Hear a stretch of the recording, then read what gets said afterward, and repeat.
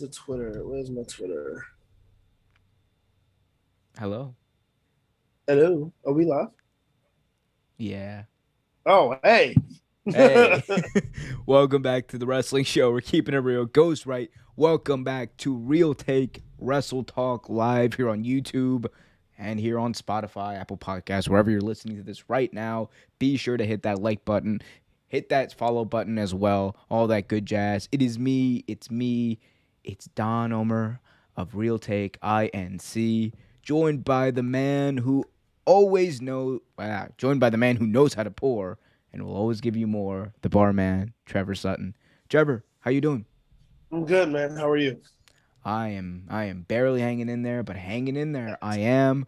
I We've am. got a wonderful show planned for you guys today. We're going to be talking about SummerSlam, WWE SummerSlam 2021. Had some surprises, had some things we liked, had some things we didn't like. Also, Trevor, by the way, in case you didn't know, CM Punk is back in wrestling. It's I did not not know that. I not a was not huge aware. deal.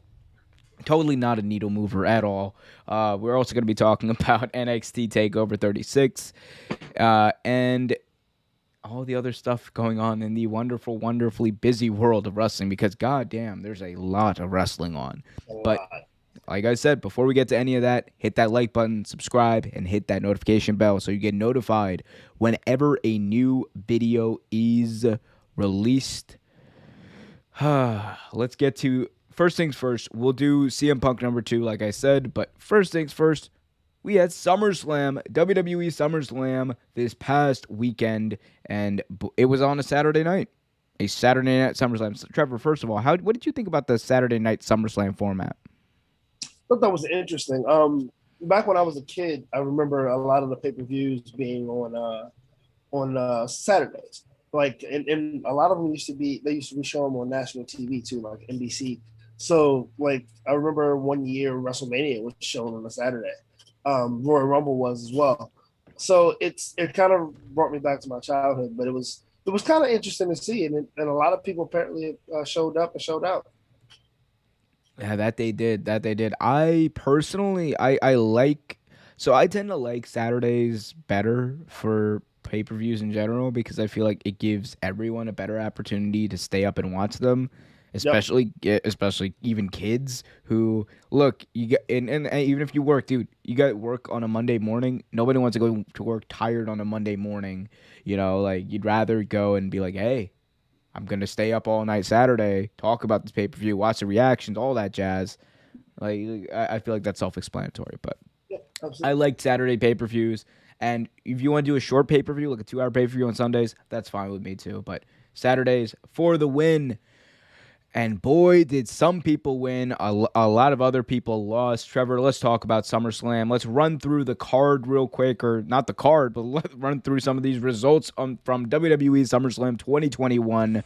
RK Bros defeated AJ and Amos to become the WWE Raw Tag Team Champions. We saw Alexa Bliss defeat Eva Marie. Also, Damian Priest defeated Sheamus to become the new WWE United States Champion. The Usos successfully defended their tag team titles against Rey and Dominic Mysterio. There's a little bit of dissension between those two. Becky Lynch made her return and defeated Bianca Belair. We also saw Drew McIntyre hinder Jinder in 4 minutes 40 seconds.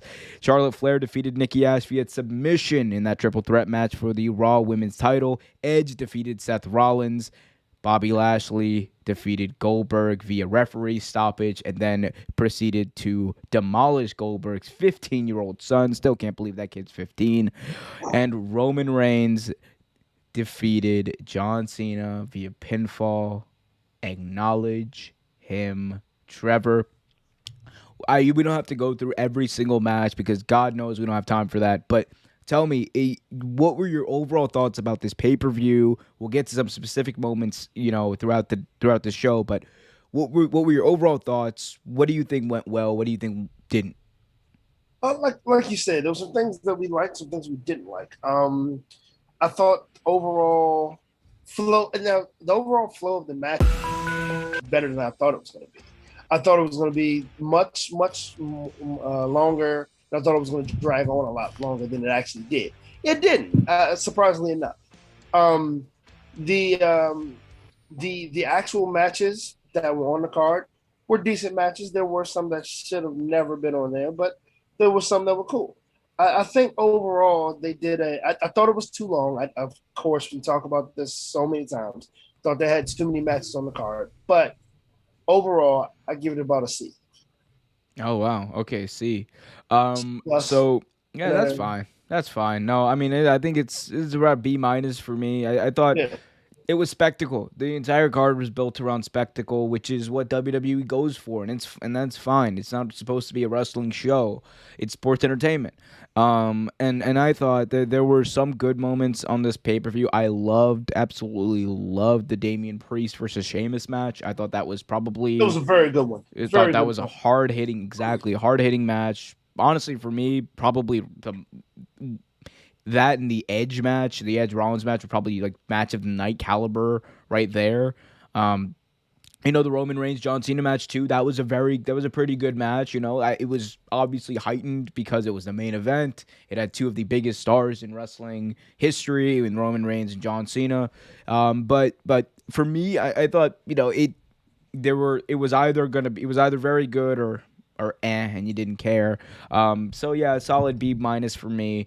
It was not the WrestleMania card that WWE touted it to be or wanted it to be, I think. But it was good. It was good. It was fun to see fans back. It was fun to see a packed stadium. And it was fun to see some returns and Becky Lynch and all of them return. That was great. I think the Brock Lesnar return, which by the way, some people missed, was fine. I think that can go a lot of places, and I think it built what this pay per view did. I think was build through for the next few weeks, the next few months rather, leading up to the Royal Rumble and to the end of the year. And I think it did a good job of doing that. Like a lot of people ask, "Oh, are we gonna see Goldberg win the WWE title?" There were genuinely people who thought Goldberg was going to win. No, he was never going to win. And he shouldn't have won. If he did win, I told you guys I would stop watching wrestling or I stop watching sports entertainment. But I think match of the night for me probably I'm a lot of people might disagree with me on this, but I think Damian Priest versus Sheamus was match of the night. It accomplished exactly what it needed to. These two got over, and look, as much shit Sheamus gets for having really good matches, but not being like a main event guy, I think that he is so good in this role of having just beat down, drag out fights with people, and being in this role where he wrestles. Because Sheamus, whatever you want to say about him, dude never wrestles a bad match. He almost No, never wrestles a bad match. It's always entertaining. It's always fun. And look, he got Damian Priest over. That's what you're supposed to do. And I thought it was perfect. And I want to see more. I actually want to see more of Damian Priest versus Sheamus. I thought it was a great match. For me, it wasn't my pick of match of the night. It was a great match, but it wasn't my pick of match of the night. The Randy Orton and what's the name match was pretty good. I liked that match. I thought that was a very, very good match. Surprised actually, but very good match. I thought it was a good match as well. I thought it told a story. Both of them did get over. Even AJ and Oswald, they're both over. So both teams did what they were accomplished to do. So yeah, that's my favorite match of the night. Yeah, I thought it was weird they took the tag titles off of AJ and Almost because I thought they were gonna go with them for a while and then do I that. did too, actually, but Yeah, it was just one of those things where I guess they were ready. I don't know, but I kind of feel like they're building something with those two with RK Bro.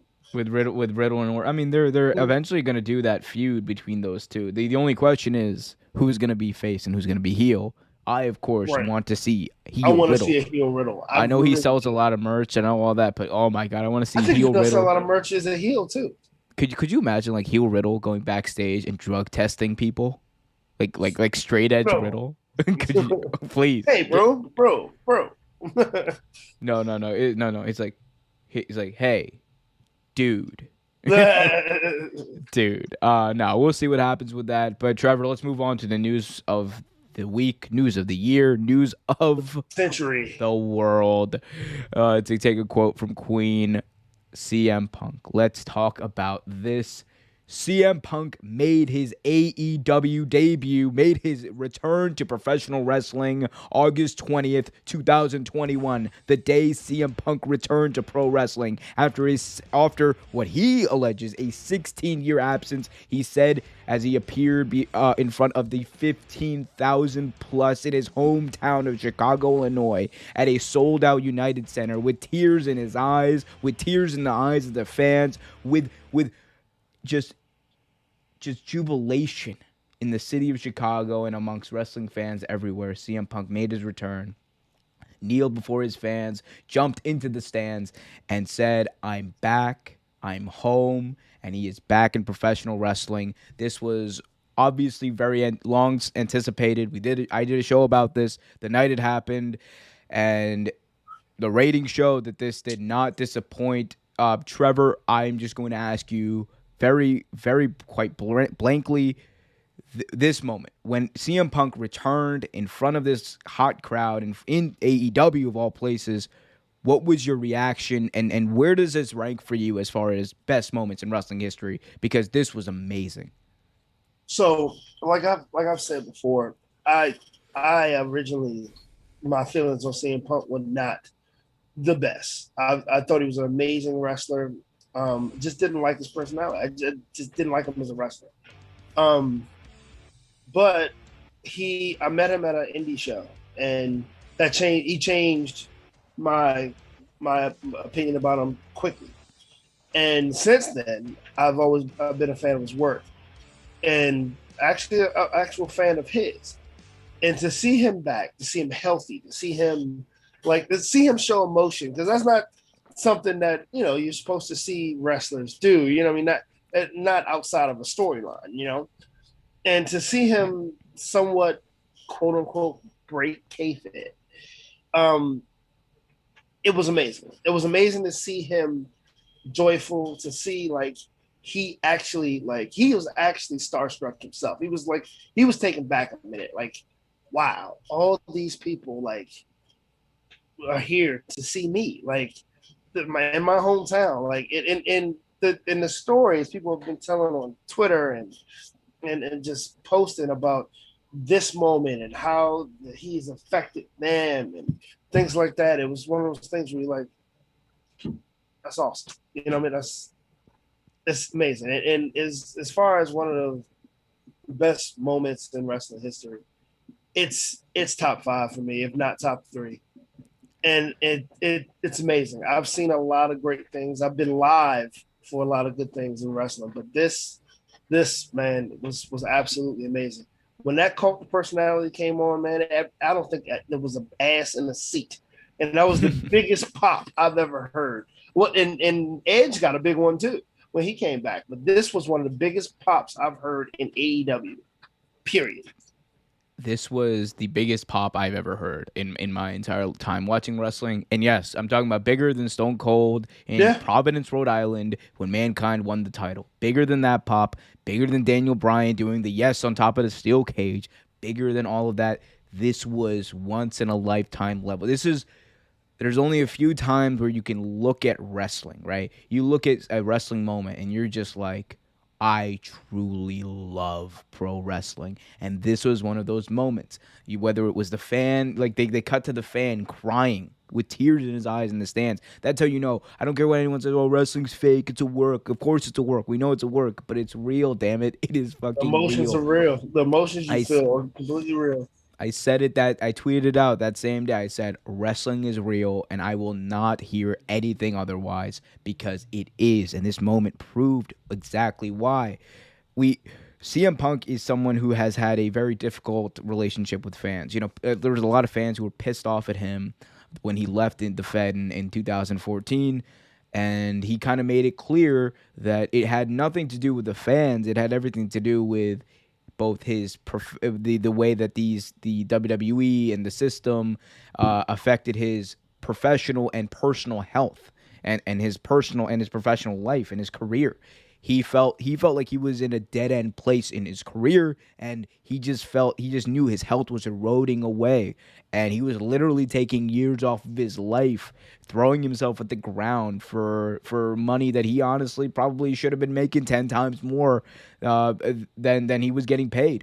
And aside from all of that, this moment, I think, for me, is going to go down as a turning point in not just AEW. I'm talking about a turning point in wrestling, because this signifies that not only can AEW get all the indie stars and all that stuff, they can get legitimately self-made superstars who have outside appeal outside of just the indies, or outside of just, oh, they did like a few years or they were underutilized in WWE. CM Punk, I don't care what anyone says, WWE did not make CM Punk. That is a fact. CM Punk, even when he was in WWE, made CM Punk. All of his stuff he did. The Straight Edge Society, it was all him. Whether it was the shoot promo, the voice of the voiceless, that was all him. Making chicken salad out of chicken shit. When he was given chicken shit matches all the time, that was all him. Every step of the way, it was CM Punk. So CM Punk coming over isn't, WWE guy coming over. CM Punk coming over is CM Punk coming over, a legitimate badass superstar who has cross promotional appeal, who is going to make a huge difference. And the other thing that I think isn't talked about as much is the idea of CM Punk as not only a draw, but as someone who can make the locker room better. Because he talked about this. He talked about how he was talking to AEW for a while. CM Punk was talking in the media scrum. He said CM Punk was talking to AEW for like a year and a half. They were talking, and the only thing that held it up for a long time was the fact that they did not want to have CM Punk debut in front of no fans. That was never going to happen. They built this up for a reason. And then in the United Center in Chicago, it was the perfect storm, and this was literally a once in a lifetime wrestling moment. But CM Punk, he said something that kind of spoke to you. You could tell that he knows that AEW is not only different, but the sense in the locker room is different. He talked about there's a sense of camaraderie in the locker room that you didn't get in other places. Even when he was in Ring of Honor, you didn't get. There was this sense of camaraderie, this sense of a team. And it goes to show you, I think, how well Tony Khan has built this. Not only as, a wrestling company where everyone needs to look out for themselves, but a team. AEW is a team where everyone wants everyone to get over, and they've constructed a system where a lot of people can get over.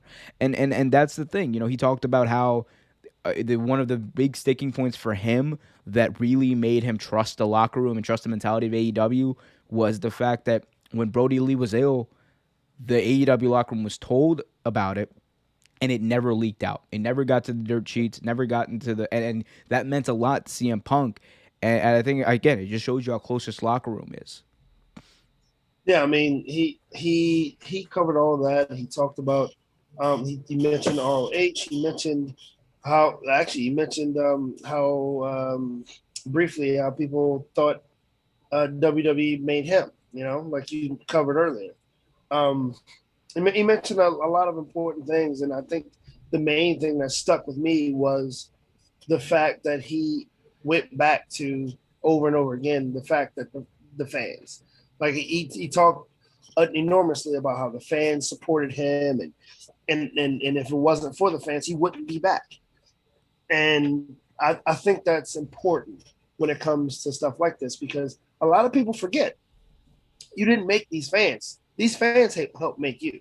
Yeah. And you have to understand that.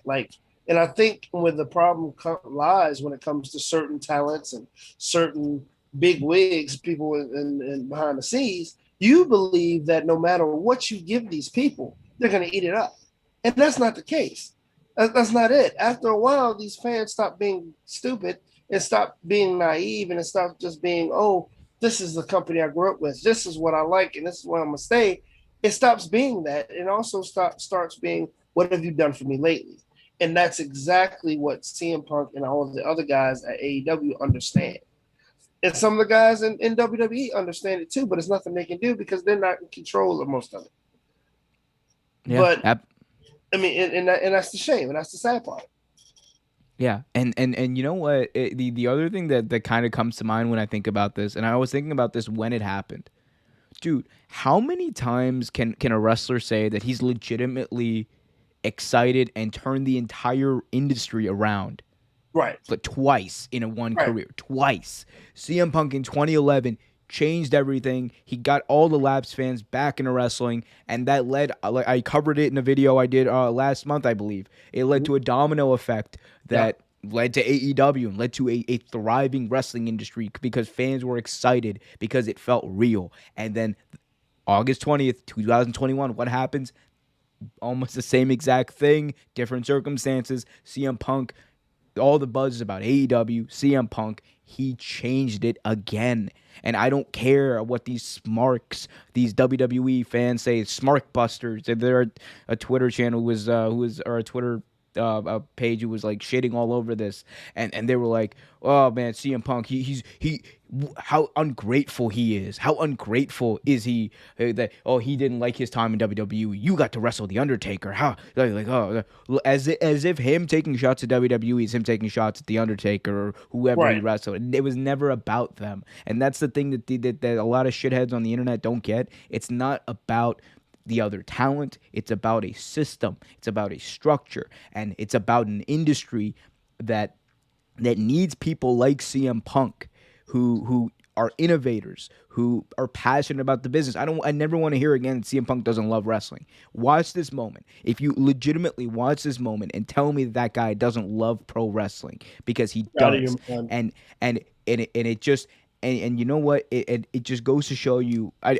we're shitting on WWE. Big surprise. It goes to show you, man, how much do you think that someone had to take for their love of pro wrestling, someone like CM Punk, their love of pro wrestling to be taken away from him?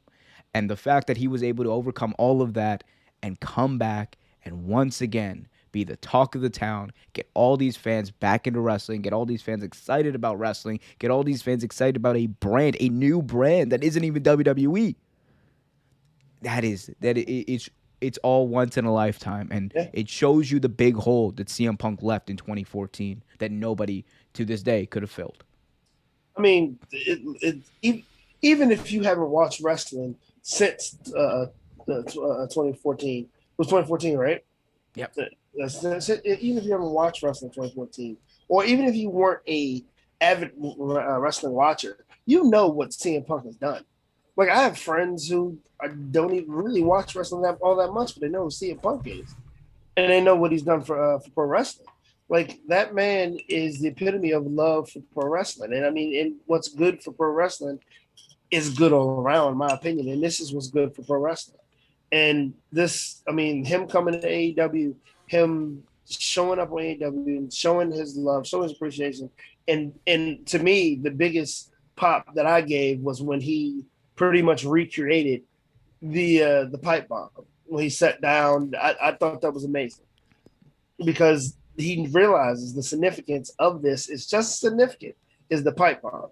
Mm-hmm. And it's just, I mean, we can sit here and talk till we're blue in the face and talk about this for hours because there's so much to say. But the truth of the matter is, we don't have to say anything that he didn't say. He said it all. Thank you, exactly. Welcome back. Yep. And last thing I'll say, fucking amazing, marked out big time when it went full circle with the ice cream bars and everybody in that. That was the greatest thing ever. It was amazing. People were shitting on it like, "Oh my god, what a WWE reference." I'm just like, dude, fuck off. They never delivered on that promise. And CM Punk, I don't care what anyone says, Tony Khan could have bought all those ice cream bars, would have bought all those ice cream bars, but CM Punk legitimately for a shoot fitted the bill for 15,000 ice cream bars to give out to those people. So a winner is you, CM Punk. Absolutely. Cannot wait to see what he does next. We'll talk about Punk and a lot more stuff about AEW later on as the show progresses. But in the meantime, be sure to hit that like button, subscribe, and hit that notification bell so you get notified whenever a new video is released. Got daily videos on this and much more, wrestling and much more, I should say. Gonna have a Real Take Sports Talk tomorrow night. I think that's probably going to be the new day for Real Take Sports Talk because Thursday it's just not working out for me, not working out for anyone, not working out for the people who are watching. So let's be sure to keep that. Also, check out the special videos that I got, the Sports Revisited videos I got coming out. Those have been great. Thank you guys for the good reviews on that. Let's move on, Trevor, and talk about the man. Are you ready? You ready to talk about the man? Let's get it. Let's get it, as some people would say. As you can tell, my voice is what it is. Mine wasn't as bad as yours, but mine was pretty bad that night too. Becky Lynch has made her WWE return. Lynch's return. To Takeover. Let's go one more time. Becky Lynch has returned to WWE, and in her return at SummerSlam, she took on Bianca Belair as the replacement for Sasha Banks in that women's world title match, and it got a lot of criticism, but it was revealed that she was going to be Sasha Banks' replacement, and that was already the plan going into the night, or at the match in question. The man hit the champion with the manhandle slam, pinned her in 27 seconds, and according to Mike Johnson of PW Insider, Lynch was originally supposed to return in October, but was brought back early because of the injury, or because of the situation rather, to Sasha Banks, because she wasn't able to compete. Lynch is expected to be backstage at WWE from now on. She is going to be back. She's a full-time now. She's obviously the champion. And it's reported that this was designed, this 27-second win, rather, was designed to pop the fans and was partially a Vince call, but also a Becky Lynch call, as it was also revealed that Becky Lynch was behind the idea of her turning heel, and which that got a lot of criticism from fans because fans it didn't make sense that, the biggest star in the company would turn heel, but Becky Lynch wants to turn heel, and there's a lot of reasons for that. We know that there's more creative liberties you can take when you're a heel. Becky Lynch has been a face, and she's going to be over regardless of what she does. And I think it's been a divisive issue on fans. But what do you think, Trevor, about Becky Lynch coming back as a heel and winning the SmackDown Women's title that quickly? So we talked about this a couple months ago, actually a couple weeks ago at this point, about Becky Lynch coming back, and like when she comes back, she's gonna get a belt, right? She almost has to. And I'd be damned if she didn't. But I didn't think it was gonna be. Bianca Belair. And I didn't think it was gonna be a complete squash match either. But I can see why it's built that way. I mean, especially if she's coming back as a heel, Bianca's over. The EST of WWE is over. I mean, fans like her, so she comes back and squashes her like that. It's gonna bring some heat, But my thing is, I never really thought she was a true face anyway. I mean, she was at first, but when she became the man, she was a tweener at best, especially when she first came out. So I mean, to me, this isn't really a surprise. I mean, I love Becky like this. She's at her best when she is like this. Yeah. And look, as much as I know a lot of people, how are you going to turn Becky Lynch heel? If Becky Lynch wants to be a heel, Becky Lynch is going to be a heel. And you know what? She's still going to be the most over person on the entire roster. And I'm talking about NXT, WWE, Raw, SmackDown, everywhere. She's the most over person on the entire roster, so it doesn't matter. And I think the reason they're doing that is because you have some leeway because of, one, how over she is, and two, Lynch has always been a tweener anyway, like you said. So I don't mind it. I know a lot of people were mad about Bianca Belair losing in 27 seconds that quickly. I'm not mad about that. I think it can be a good story, a good plot device in a storyline, because Becky Lynch is the WWE women's division. like as great as people like Charlotte Flair are, as great as people you know Rhea Ripley are, and then like it's Becky Lynch's yard. This is her yard. It's her ground, whatever her playground, whatever you want to say. Like this is her stuff. So my thing is if you're going to build a story for Bianca to be the one to eventually conquer Becky Lynch and beat her, I think you can do that because Bianca Belair is over.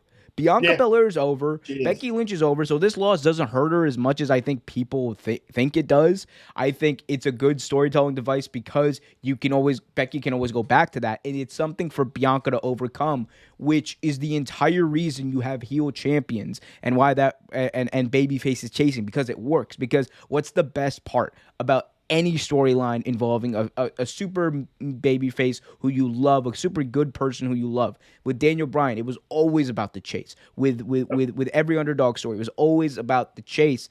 And it's the same thing with Bianca Belair. It's about the chase. And we loved that build up between her and Banks at Mania 37. And you can build this up for months. Have Becky keep the title till Mania next year, and then Bianca beat her then. That would be an amazing story. Have Bianca lose. Have her lose again to Becky Lynch. Like have her be at her most vulnerable, her most downtrodden, and have her to overcome all of that in order to defeat the man. And in doing so, legitimately become the BEST of WWE. That's a great storyline. So that's why I'm not as down as many people are. I'm a huge fan of Bianca Belair, by the way. If this was anyone else beating her in 27 seconds or whatever it was, I would not be okay with it. But because it's Becky Lynch, because it's legitimately the most over person on the entire roster, probably in the entire industry of professional wrestling outside of CM Punk right now, but because it's her, I think it is fine, and Bianca Belair is actually going to benefit from it because let's be honest, a long babyface title reign without any real competition, without anything to overcome, can get kind of boring after a while. Yeah, and I think it was getting stale. And I love Bianca, but it was getting stale. She needed something to overcome. We needed to throw a wrench at it. And I like this, and I want to see where it goes. Don't fuck it up, WWE. Please don't, because this could be something spectacular, and you will end up fucking it up like you normally do. But no, I like what they're doing. I think it's a good idea because, like you said, you can have the face chase the heel. I mean, make it a good storyline, and then also this way give Bianca Belair some edge to her because I think she was a little too baby faced. I like to see some of my faces with some edge to them, and she definitely needs some edge. Yeah. A lot of I'm the best, and I'm the BEST of WWE. It was a lot of that, a lot of love. I'm just like, okay, come on, Bianca, give me something. I like that, and that's what you need. You need something to make her a little more edgier, like you said. Right. And I think this could be the perfect way of doing this. So again, that's another thing. We're gonna have to wait and see. This is like the one thing in WWE I'm willing to be like, let's wait and see, because it involves Becky Lynch, and as any wrestling fan should be, I am a huge mark for Becky Lynch. Oh, Becky Lynch is amazing. Like you also want to talk about people who changed the industry. Becky Lynch in 2018, Yeah. when ever since then, dude, she has been ever since she broke her nose on Monday Night Raw, been the most over thing in wrestling. And it is not even Becky close. Two Belts. Becky Two Belts, the man. It was, man, that we were robbed from that one-on-one match with her and Ronda Rousey. We really were. We really were. Totally robbed. Amazing match. Oh man. Yeah. We got a question in the chat, so let's get to that real quick. No Lara in the chat asks, whose return was better, CM Punk, Becky, or Brock? I mean, look, I love Becky. I like Brock. I think it meant the most. You know what I mean? Not saying that any of the other returns were terrible, because they weren't. No, yeah. No. The CM Punk probably meant the most. That was the most. Yeah. if you're gonna ask me which one was better, it was Punk. And I like again, huge fan of Becky Lynch. She is still like give it 6 months, she's probably gonna be more over than Punk. Like if we're being honest, like who knows? But I think that CM Punk definitely had the best one. Just watch it. Just watch it. It's undeniable. It gives you goosebumps. It does. It still after like watching it 10 times gave me goosebumps. Speaking of returns, one person who definitely also made his return to WWE was the Beast incarnate, Brock Lesnar. Brock Lesnar has returned to WWE. Lesnar returned to WWE, capping an immense night of incredible moments at SummerSlam 2021, shortly after Roman Reigns successfully defended the Universal Championship against John Cena in the main event of SummerSlam at Allegiant Stadium. The unmistakable riff of Lesnar's music filled the arena, sending shockwaves throughout the crowds as they melted down in disbelief, shock, and awe as the Beast emerged in a full beard, ponytail, getting ready to face Roman Reigns in the ring as special counsel Paul Heyman looked on in shock and awe himself. Reigns and Heyman retreated, leaving Lesnar in the ring, who received a huge pop. Big old onion face, like onion-headed Brock Lesnar returned. They're amazing memes. Yeah. I'm just going to ask you, Lesnar has not been seen since WrestleMania 36 last year when he lost the title to Drew McIntyre. There were questions about his contract. I don't think those questions exist anymore. Trevor, what is your reaction to Brock Lesnar's return to WWE and going face-to-face with Roman Reigns? What do you think? I think it's good for WWE. I think it's good for ratings. I'm not the biggest Brock Lesnar fan. I've never been. But I think it's great for ratings. And it'd be interesting to see how they nail this storyline together. Because I'm sure it's gonna have something to do with Paul Heyman. So it's gonna have something to do with all that. So I'm just curious what they do with it. I think it's gonna be a lot of fun to watch. And I personally have never seen Samurai Brock before, so I'm ready to see it. So we'll see what happens. See what happens. It could be great for WWE, honestly, and SmackDown alike. Big old hipster Brock Lesnar with his ponytail hair and beard. Yeah, no, I mean, so here's the thing. I think bringing back Brock Lesnar, the reason was the WWE they had the return of Brock Lesnar and Becky Lynch to kind of counteract the CM Punk news, which okay, I get. You're gonna do what you gotta do, right? But I think it's good because it immediately means that people are coming after Roman, and it keeps Roman Reigns' whole aura, his whole story interesting, because we could easily get lost and things could easily get lost in the shuffle and he's facing who, like fucking Cesaro again or Ricochet next month and that's, I'm sorry, I love Cesaro and Ricochet, but given how they're booked, they're not going to beat him for the title. But Brock changes it all, because we know the history between Brock and Roman. Roman has not beaten Brock in a one-on-one match. We know the history between Paul Heyman and Brock Lesnar, and now you add that element of Paul Heyman being the special counsel to Roman Reigns, and it creates a weird triangle of just something that could be a lot of fun. I think the story between these three could go somewhere. It could. And I talked about it. Some people thought like, oh man, they're gonna put the belt on Brock Lesnar again. And look, here's the reason why. I know you personally probably have some reservations about Lesnar winning the belt again, but here's the reason why. For the longest time, Brock Lesnar has been the one thing that Roman Reigns has not conquered. Even now as a tribal chief, the one thing that's still on the docket for him is beating Brock Lesnar and beating him at WrestleMania. Because WrestleMania 30, what was it? WrestleMania 36, I believe it was. No, not 36. It was WrestleMania 34. Main event, Lesnar beat Roman. Roman couldn't beat Lesnar at Mania 31. It's been the thing that the monkey that he's not been able to get off his back.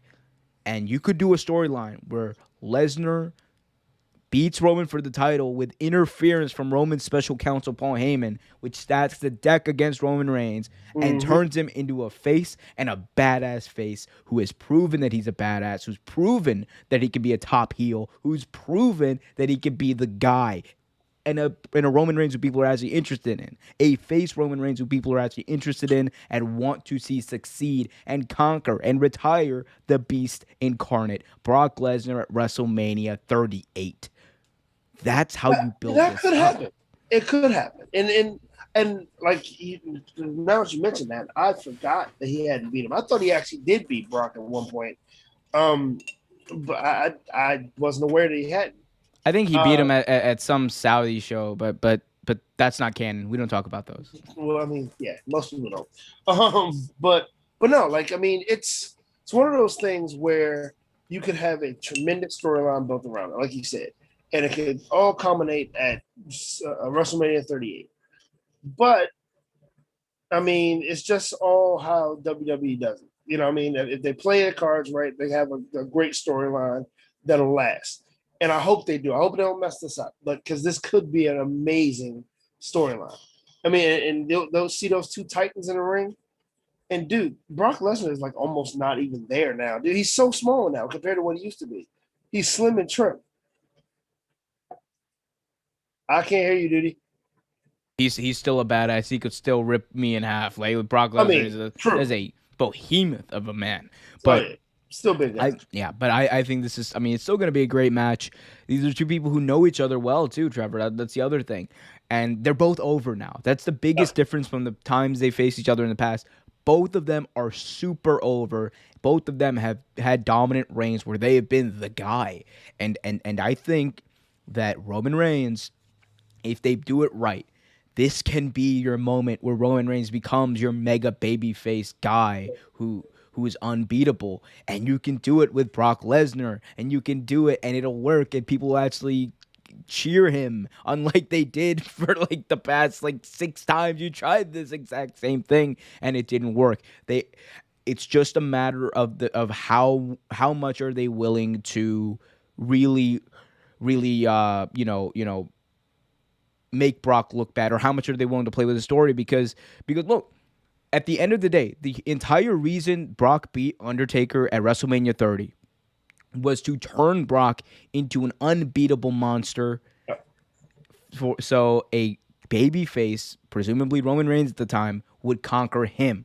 So that all of that rub that Brock got from the Undertaker streak, everything that and beating John Cena and like that beatdown at SummerSlam 2014, all of that would be immediately shined right onto Roman Reigns or whoever that babyface was, and boom, you have your guy, the star of the company. That hasn't happened yet, and I think this is when you do it, because they finally, by God, finally did it the right way by making a Roman Reigns character that people legitimately want to cheer for, and who legitimately looks like he has earned the right to be cheered. Because before that, dude, like, what was he doing? He was like, I can, and I will. It was stupid. Now he's just like now he's the head of the table, and he can still be this tweener badass guy that people want to cheer for, and it'll work. Yes, thank you. Yeah, finally, by God, finally. It definitely will. It's gonna be interesting to watch. Fun to watch, Michael. You know what else is fun to watch? Real Take Wrestle Talk, Real Take Sports Talk, Real Take Football Talk, and everything else I got on this channel, live here on various days on YouTube. Hit that like button, subscribe on Apple Podcasts and Spotify. Leave us a 5-star review if you haven't already. We love that. We love that. We need that. We thrive on that, and we appreciate that. Also, hit us up on patreon.com/Real Take Sports to help us out in our quest to buy coffee, to supply us with coffee, because that's basically what Patreon pays for at this point. Pretty much. That's pretty much what I need right now too. So and I'm out of it. So patreon.com/Real Take Sports for exclusive videos and an exclusive post show for this show. You can catch that right after we're done going live. Patreon.com/Real Take Sports. Join the $5 a month or above tier for that. Trevor, let's keep this WWE train going and talk about one of the best things best things that I've seen in WWE in a long, long, long time. And that is this match between Walter Oh, and yes. Ilya Dragunov. My God, what a match. Ilya Dragunov defeated Walter for the NXT UK Championship in one of the most brutal encounters in not just WWE, not just NXT, but wrestling history. Both of these men were left bruised, marked up, bloody after this match. And my God, this was one of the best matches of the year that I've ever seen in my life. Yeah, These that was a match. hitting each other with hard chops, stiff knee shots to the back, stiff elbow shots to the back of the head. Walter just dropping Ilya Dragunov suplex after suplex after suplex. The real suplex city right here, bitch. But this was an amazing match, and we saw that Walter, after over 800 days of holding the NXT UK title, the longest running champion in modern WWE history, defeated by the upstart, the underdog, Ilya Dragunov. And my God, Trevor, this match, everyone was raving about it online. Everyone was like, there was no way that Adam Cole and Kyle O'Reilly were gonna follow this. There was no way Karrion Kross and Samoa Joe could follow this. It was by far match of the weekend. What did you think about this match and the result of Dragunov winning? So we talked about it last week, and we both said this was probably going to be one of the most brutal matches we've seen, and it really was. That strong style that both of those guys do, like, it's just ridiculous. It's it's crazy. Like I was cringing when I was watching the replay of it. I was literally like, ooh, that hurt. Knees to the back of the head, forearm shivers, like you said, marks all over the bodies, bloody. It was a massacre. It was an amazing match by two amazing wrestlers. And at this point, I almost feel like it doesn't matter what you do with Walter. Walter's over. He's over completely. So it really doesn't matter if he holds the belt, loses the belt, what you do with Walter. But I think Dragunov actually needed the belt in that situation. Not saying he's not over either, but I think in this particular situation, he needed it. And plus, I mean, Walter might be tired, might be ready for him to drop the belt and give it to somebody else. But that doesn't take away from the fact that that was one of the most amazing matches I've ever seen. This is no disrespect to Kazuchika Okada and Will Ospreay, because I think before NXT on last Sunday night, Kazuchika Okada versus Will Ospreay at Wrestle Kingdom was the match of the year, and that was like the match that started the first match of the year, basically. This was better than that match, in my opinion, my humble opinion. Yeah. Like, I know it didn't happen in Tokyo Dome, Meltzer. 15 stars out of 10 for this match. Loved it. It happened in front of 40 people. Should have happened in front of 40,000 people, because it was that good of a match. This was a match that deserved not only to headline NXT, not only to headline SummerSlam, but headline any WWE pay-per-view, any WWE WrestleMania. This was so great. You could tell these two, they've wrestled each other for years before this. They know each other. They know what each other are comfortable with. And goddamn, are they comfortable with hitting and beating the fuck out of each other? Exactly. It was so hard hitting, and they told us such a great story of Dragunov finally slaying the quintessential Goliath in Walter, the unbeatable monster in Walter. Because we want to talk about how Brock Lesnar has always been champion and all that kind of stuff. He has his longest reign has not even come close to what Walter's been champion for over 2 years, 2.5 years nearly. Yeah. Like, Walter is done, and his dominance and the level he's dominated is huge. And I think people are gonna look back at this and be like, oh my God, how did we not realize that this was such a huge thing? And we want to talk about not just like, where does Dragunov go from here? Because I think Dragunov, can have a good run with this title. I think so too. The real question is, where does Walter go from here?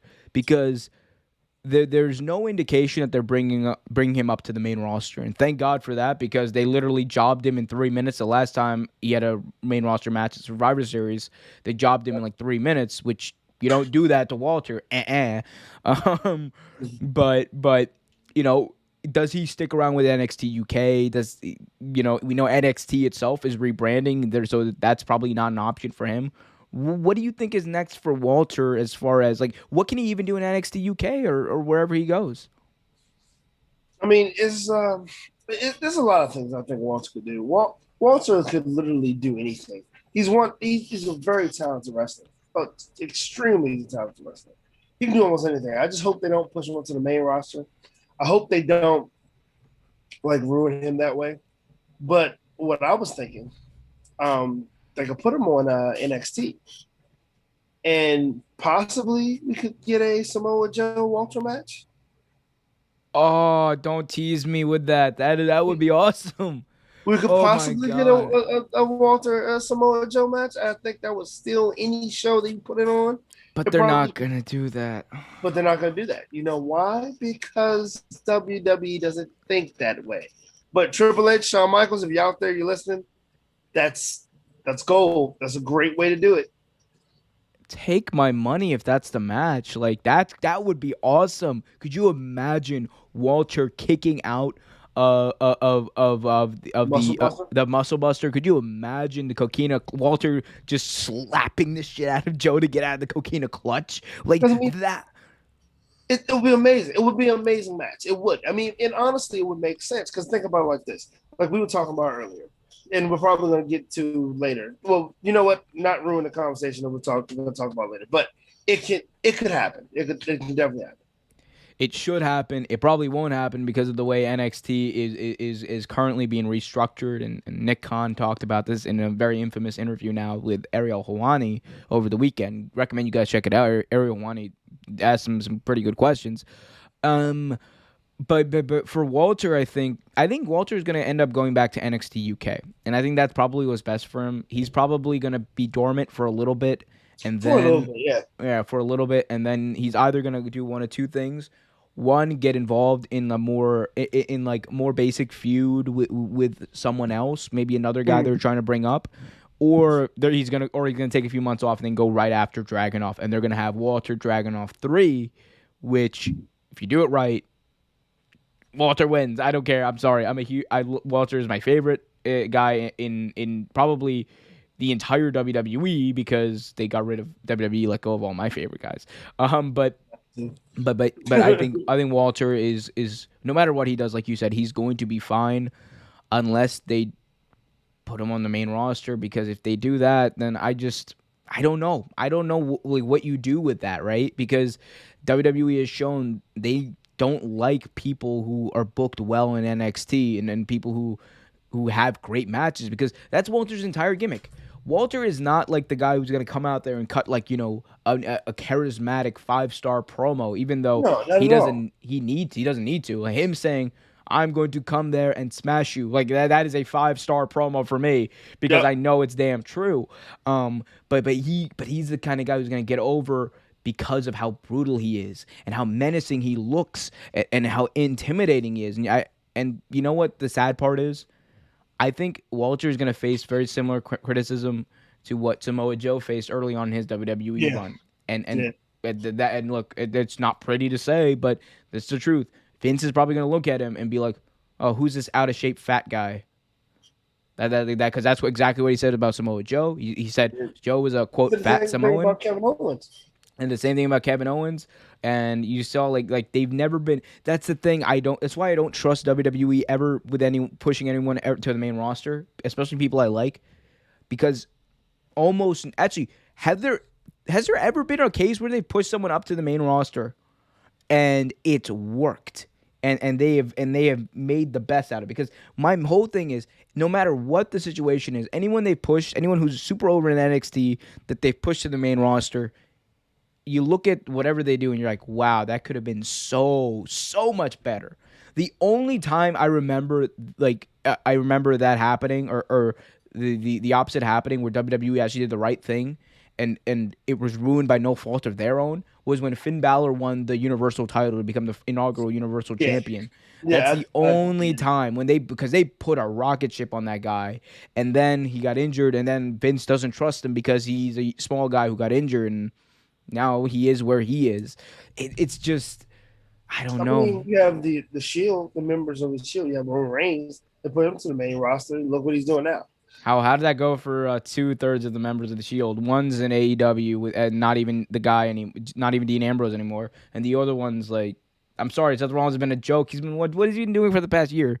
Like I mean, he's he's an he's absolute joke, but the worst Messiah ever. Oh, Buddy Murphy. Yeah. Look at yeah, I got Buddy Murphy behind me. Like and yeah, we're gonna take Rey Mysterio's eye out and then like this shitty ass Messiah returns after an absence and nobody follows him, and then he no, gets mad about nobody following him and he needs jobs. Like it's terrible. The best match he's had recently was the Edge match. That was in SummerSlam. Like, not taking anything away from the Cesaro match. That was a pretty good match too. But like, he hasn't done anything. He hasn't really done anything. The only thing they've done the only person they've done anything with is Roman Reigns. barely, bro. They messed that up too for like 5 years. Mm-hmm. 5 years it took them, dude. They've never gotten it right. No, don't put Walter up to the main roster. No. Hashtag no. Keith Like, Lee is where? Where's Keith Lee? well, Keith Lee's at home. I think he's at home resting up. I think, but I mean, look at what they did with Karrion Kross. Yeah. Dude, I was watching Raw. I thought Tensai was returning. Like, what the fuck? Like, I was like, oh, Like I told you off camera, he looked like a Big Daddy from BioShock. That's exactly Big what Daddy from BioShock. Oh, kids, don't Google that. Let's move on and let's talk about this. This is because our next topic is kind of sad. And it has to do, unfortunately, with not only about sorry, I'm a bit distracted. It's been a long day. You know how you guys can help make me feel better after such a long day? You Let guys me can guess. Like, subscribe, hit that notification bell. You know what? I don't like you stealing my gimmick, sir. That's copyright infringement. I will, sir, cease and desist, buddy. Cease and fucking desist. All right, that was not cool of you. All right, that was that. Had to at least once. Yeah, I had to do it though. I had to do it. I mess with that. I fuck with that. Anyway, let's talk about this. This is some very, very sad news that I really want to talk about. Is it the end of an era in NXT? It looks like it. Confirmed by Nick Khan, confirmed by almost every wrestling source out there. We're going to see big changes to NXT over the next couple of weeks, and it has to do with getting away from what, quote, indie wrestling and pushing indie stars, focusing more on younger, larger, bigger talent, and going back to a more developmental feel. Think FCW, think NXT from 2013, 2012, back before it was on the WWE network. That's what it's going to do. They're going to change the logo. They're going to change the lighting, change the ring attire. It's going to be completely different. And the NXT that you and I, Trevor, and many wrestling fans out there knew and loved is likely going to be gone. And it's going to be more broken down developmental approach. So my only question is, or my first question rather, is, Trevor, what do you think about the incoming changes? And Nick Khan, by the way, confirmed that these changes are coming, and it's going to be a more developmental feel, and they're going to get away from this. What do you think about this, and is this the right move for NXT? I hate to say this, but I think NXT is sinking. It's going to sink after this, to be honest with you. Even though, to be fair, there is still some indie feel to development promotions, right? Like because most indies are, a lot of them are developmental promotions. So there's still an indie feel, still like that type of feel to developmental, but like I just don't understand what was the issue with it. Like what's wrong with it? Like you guys started something that AEW took the ball and ran with. Like AEW is a pro wrestling company, that a primetime pro wrestling company with indie feels, and NXT was just that. And it was giving guys chances to shine from the indies that you wouldn't see anywhere else. And that's good for wrestling. That's what you do. That's what's good. I mean, there are young guys out there. Look at Dan Housing. Dan Housing, you got Rachel McKay, you got Dak Draper, you got a bunch of guys out there that you can still grab that are still got some youth to them that it's still helping them. You know what I mean? Like it doesn't make any sense to me, and I don't really understand where they're coming from with this. But and it's actually kind of frustrating too to see a lot of these young guys won't get their opportunities that they were getting in NXT, and to see NXT taken from what the appeal was. It was single handedly the best show WWE had for a long time, and now it's being redesigned to this, and it's sad. It's really sad, and it actually pisses me off a little bit. It should piss you off. It should piss everyone off because it's dumb. Like from a business standpoint, this makes absolutely zero sense. If you like, because let's be honest, NXT outgrew being a developmental territory a very long time ago. Exactly. And that's okay. You know why? Because it became an alternative brand where you that actually appealed to your base, your people who want to watch and buy your product, the hardcore wrestling fans 18 to 34. That's who NXT appealed to most. The people who were fans of a lot of these guys on the indies, like Sami Zayn, like Tommaso Ciampa and Gargano, like Neville. All of these guys who were small guys and who were thought, oh well, they need to get an NXT to get more experience before they're brought to the main roster. Adam Cole, another guy.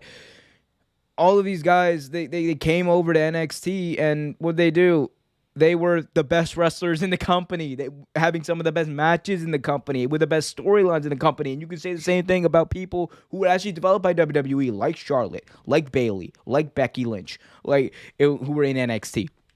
So it outgrew being strictly developmental a long time ago. I think it became more of a hybrid over time of mixing legitimately developmental talent with top indie talent, which is a good thing. And I think that could have still stayed. I just don't get why. Here's an idea, Trevor. If you want to have one legitimate developmental brand, just make another damn show. You already got who watches 205 Live?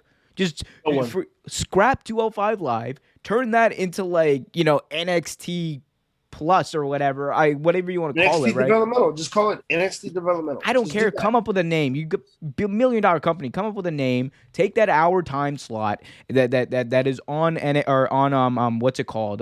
Fucking 205 Live. And Main Event, by the way. Main Event is still a show that happens, in case you didn't know.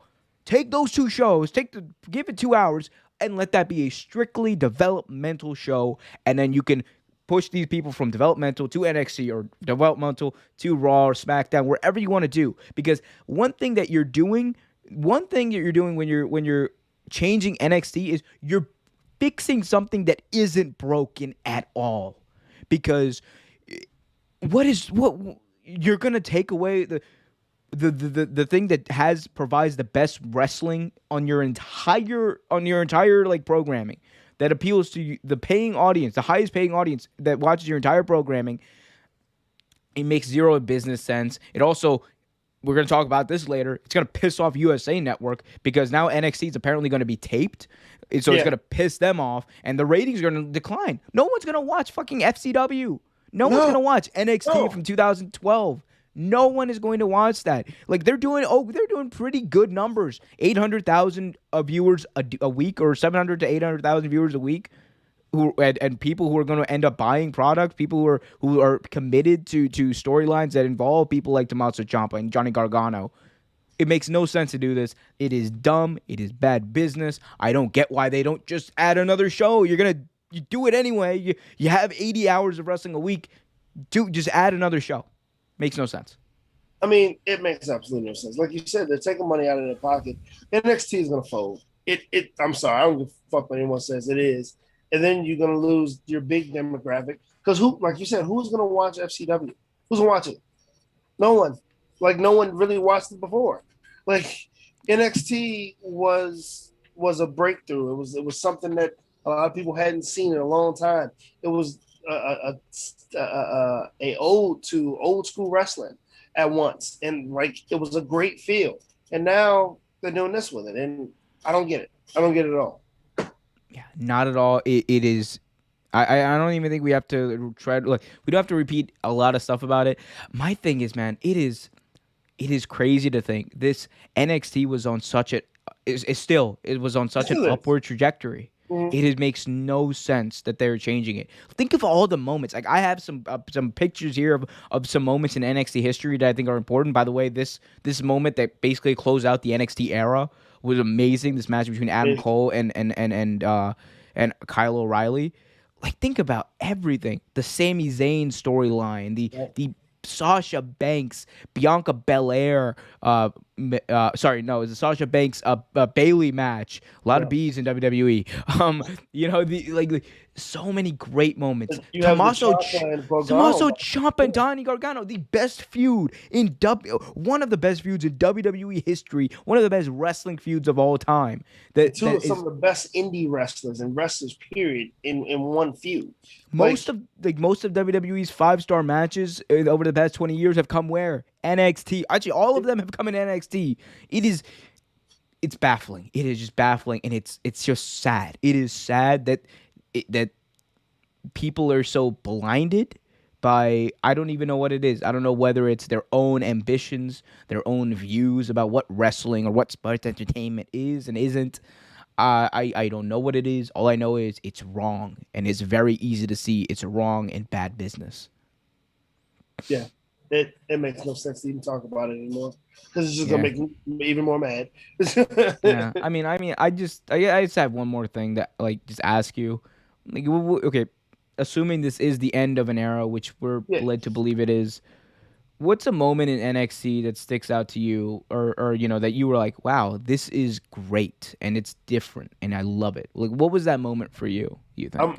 I'm glad you asked me that because I was gonna ask you a similar question. Mm, Um, I believe that when they brought back the war games match, mm, when they brought back the war games match, that was one where, like, oh, okay, they're they're trying to be, they're trying to resurrect classics, but they're trying to be original too at the same time. They're trying to get their own identity, and I thought that first one was amazing. It wasn't exactly what war games was, but it was amazing. It's absolutely amazing. How about yeah. what was one for you? Because I can think of a few actually. So I mean, there were. So I always liked NXT. I mean, the thing that really hooked me in NXT, like Sami Zayn. Like, Yeah, I loved El Generico on the Indies. I loved that whole thing, and I knew he could wrestle. I didn't know that when they took the mask off him, he'd be even better than he was in right. Ring of Honor and Right. everywhere. But he was great, and he was that underdog story that we didn't really get with Daniel Bryan, and it would, like, he was Mr. NXT. Like, the original Mr. NXT will always be Sami Zayn because he was the one who's been fighting. He was the first match on the first ever takeover or the first ever NXT arrival show. Yep. It was the first match. Him and Cesaro opened up that show, and It was and amazing and too. it was an amazing match. And up until he beat Neville, that's what really hooked me on NXT. That whole storyline, the rise of Sami Zayn, and but the moment that I knew it was, like, different and special was that first show they did in Brooklyn in 2015. That whole takeover, and I'm not just talking about the Banks Bailey match, which was spectacular. That entire show, it showed you that not only had WWE created something, special, like a great developmental system with NXT, they had created a rival to the indies, like, Yep. within that developmental system. Like that, because that was the whole thing about NXT for a long time. They were supposed to be competition for Ring of Honor. And Yeah, they were, they and they were. legitimately were, and they were out selling Ring of Honor, out booking Ring of Honor, out working Ring of Honor for a while there. Like, even that 2015 Brooklyn card opening match, Jushin Thunder Liger versus Tyler Hey, Breeze. Who the hell thought we'd get that match in WWE? And we who the hell did, thought we needed that match? but we did. It did. We And then definitely did. you had the other matches on that card. Like, Blue Pants was over. Still Yeah. remember the pop Blue Pants got in that tag team title match between Buddy Murphy's team and the Vaudevillains and whatnot. And then you had, like, that whole card, Bailey, and, Sasha Banks, and that moment with the Four Horsewomen, and Baron Corbin jobbing to Samoa Joe, amazing. And the feuds are amazing too. And the Kevin Owens Finn Balor Well, was of course, spectacular. of Like it course. was amazing. That night was when I was like, this is special. And ever since then, it's just gotten better. Like we talked about Tommaso Ciampa and Johnny Gargano. Two of It's the best wrestlers on NXT. it will go down as the most underrated feud in the history of professional wrestling because it did not get the credit it deserved. The story was amazing. The matches were better. The moments were to die for. And it is those moments that made wrestling special and those moments that made NXT special. And I hope I am wrong. I hope literally everything we've talked about for the past like 10 minutes or whatever, it doesn't end up happening. Yeah, But I hope so too. from the looks of it, it's the end of an era. But what Yeah, an era it's been. yeah, it has. I like. This is the last thing I'll say. Killian Dane was one for me that when he came on NXT, he was debuted on NXT. I was like, oh. But also Johnny Gargano, because like I watched Johnny on the indie circuit. I watched him do some a bunch of one death match in particular, one in Germany. I've seen him do a lot of stuff, and I was familiar with him. I liked him, and to see him and Tommaso Ciampa together, I was like, oh my god, that really got me watching NXT. Marked out big time for Tommaso Ciampa being a super heel and coming out with no music and it being over. Yes, Like yes. it was amazing, just amazing. Oh, God damn it, WWE, just ruining everything. I Um, know what I'm watching tonight, though. this oh, show, right? You mean oh, Real Take Wrestle Talk? well, That's what, I'm on it, so I'm not gonna watch it. I'm watching Peacock. NXT. oh man, that NXT 2014. Take a look before they take it off the network and be like, God damn, pal, you want NXT? I'll give you NXT. We're gonna have Joe Smith versus big tall Johnny Meatbag. Sammy Look how Tony. big they are, and they don't wrestle. They can work though, pal, and they're so big and meaty and. That was not good for my voice. I should not have done that. Let's move on, Trevor. Last WWE topic for tonight. Let's talk about USA Network being pissed. Yes, pissed at WWE for a lot of reasons. USA Network, NBC are really mad at WWE right now because not only of the changes that are happening at NXT is now going to be a taped show, more developmental feel. USA feels like they're changing it up to make it worse now, and less people are going to watch it, which they're probably right. On top of that, we saw this past week that Becky Lynch returned, and where is she going? SmackDown. Brock Lesnar returned. Where is he going? SmackDown. So USA is stuck with what they've been stuck with for the past 6, 7, 8 months now, which Getting is worse. a very minimal roster for 3 hours of TV a week. The NXT news has hit USA Network really, really hard. I believe it was Andrew Zarian stated that a taped show is not what we paid for, one USA Network told him up front. And in a follow-up tweet, Zarian noted that he hadn't been told that NXT would be taping shows permanently going forward, but NXT is going to be taping the next few weeks out, which they almost never do. It's been a live show ever since they debuted it back in 2019. So things are changing, and the USA Network is not happy about it. Trevor, what do we make of USA Network's reaction, not only to the NXT news, but the fact that arguably two of the most over people on the entire roster in Becky Lynch and Brock Lesnar are going to SmackDown and are going to be on Fox, not USA. They're not getting any viewership. They're not making any money. I mean, it's the same. It's the same product, piss poor product they've been pushing for the past years. It's starting to take a toll on them. It is like their ratings are going down now. You're taping NXT, which is gonna make the ratings drop even further. Like they have a reason to be pissed. Why can't they get Brock Lesnar? Why can't they get Becky Lynch? No, they're stuck with whiny Rhea Ripley. I love you, by the way. Storyline and regurgitated Charlotte and Rhea Ripley's storyline that you see every fucking week. Like Bobby Lashley wrestling the same 8 people every week. Like it's it's getting repetitive. It's getting repetitive and it's getting nauseating. It is tough to watch. And as a wrestling fan myself, and I hope I speak for the rest of them, it's getting to the point where on Monday nights I have nothing to watch unless I'm watching AEW Darkness, uh, whatever the hell the name of the show is. But um, but no, it's like it's no wrestling on WWE on W that involves WWE on Monday. It's nothing worth watching.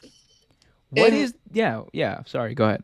I'm sorry, but yeah, I mean, but yeah, it's nothing worth watching. And by the way, AEW Dark Elevation was the name I'm thinking. So, but Hey man, AEW Dark Elevation gets like 340,000 views on YouTube every week. That's for a dark show. That's for a dark show. That is crazy.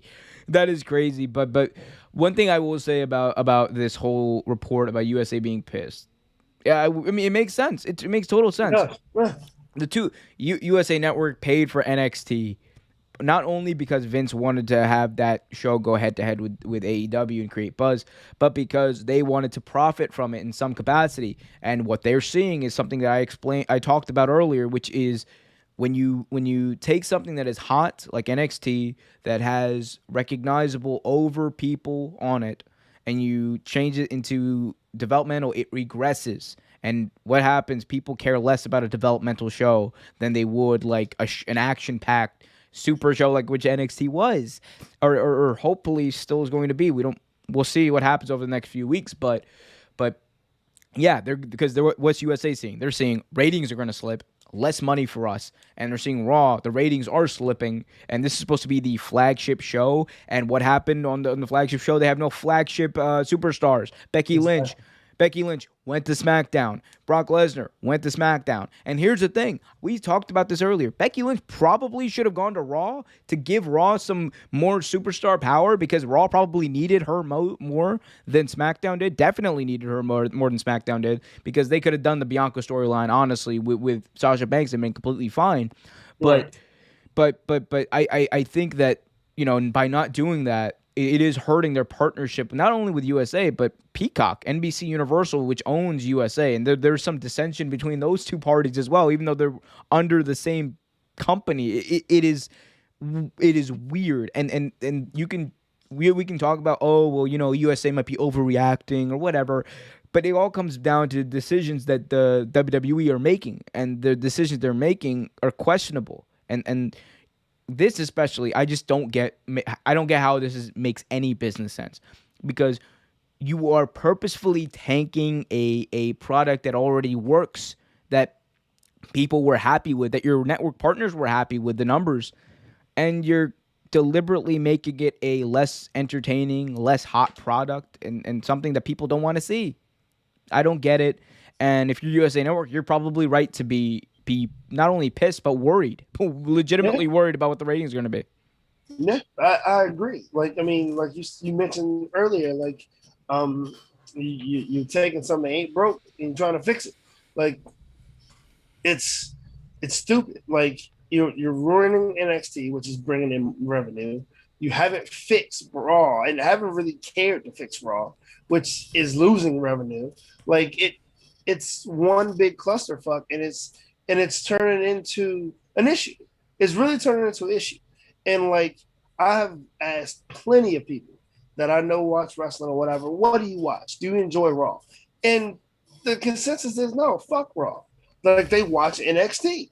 Like that's what they watch. The NXT or SmackDown. That's what they watch. And like that's a damn shame. That's ridiculous. And now you're taking away what people really watch. It doesn't make That's any sense. It's a damn shame. It's a damn shame. Hopefully, it's not too late to fix it. I hope they change their mind. I hope they change their mind before it's too late because God, man, NXT, it's insane to see where NXT was and what it looks like it's going to become now. Right. And it's just crazy. Anyway, let's move on. We're done talking about WWE. Let's move on to more exciting thing, and that is Rampage. AEW Rampage's rating is in for the first dance, and boy, boy, boy, Trevor, did this show draw some people in. So much for CM Punk not being a needle mover. Anyway, Right. So AEW Rampage, the first dance, did an amazing rating this past Friday. According to Nielsen figures, Friday's episode of Rampage drew in 1.129 million viewers, 692,000 of which were in the 18 to 49 demographic. That represents a key demo rating of 0.53. And that is the largest rating in that demo since the original debut edition of AEW Dynamite back in October 2019. It was up 75% in the demo as compared to last week, 53% in total viewership as compared to last week. And this was a big show. There was a lot of talk about how much is CM Punk's debut going to affect the rating. Should they have maybe announced it beforehand? We already know it was the worst kept secret in professional wrestling on purpose. That was the whole point of it. Yeah. And also one last thing I'll note before I turn the floor over to you. For comparison, Friday night's episode of WWE SmackDown Live on Fox drew in a 0.57 rating with 2.1 overall million viewers. But the important note is that AEW, within an 18 to 34 demo, which if you break down like the whole ratings thing and what networks look at, the 18 to 34, like that is the key demo, like the key sub demo that advertisers really focus on, which shows have that they actually very slightly beat SmackDown in that demo. So a lot of good things that came out of this for AEW. My question to you, Trevor, as I give the floor to you is CM Punk a needle mover? No, he's not. Obviously not. Like, come on, dude. Like, I heard people say that. I've seen the comments talking about how CM Punk has no talent. Like he's a terrible wrestler, and like people are making a big deal about him coming back, and like how these are all WWE marks who don't care that their product is shitty on Mondays and still talk shit about the better product right now.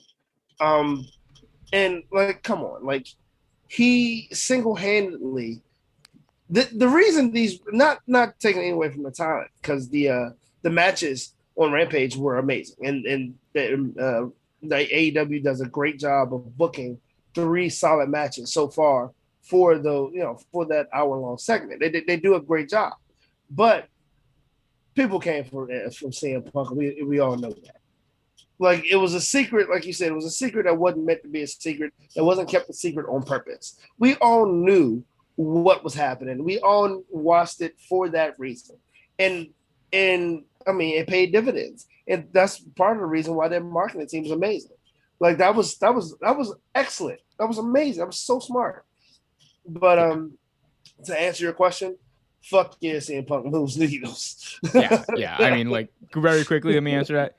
You're goddamn right, he does. CM Punk is a needle mover. But you know what Friday proved to me about AEW more so? Because we already knew it, I think, but beforehand. But it really like got cemented. AEW knows how to put on a TV show. They do. They know how to book a TV show, meaning how to get people's attention, get them hyped, how to hype up things that are going to happen next week. They do it better than WWE does, honestly, because and like, look, WWE has some advantages. They have a bigger, they've been around for like 50 plus years. They have bigger social media, bigger infrastructure, more resources. That's fine.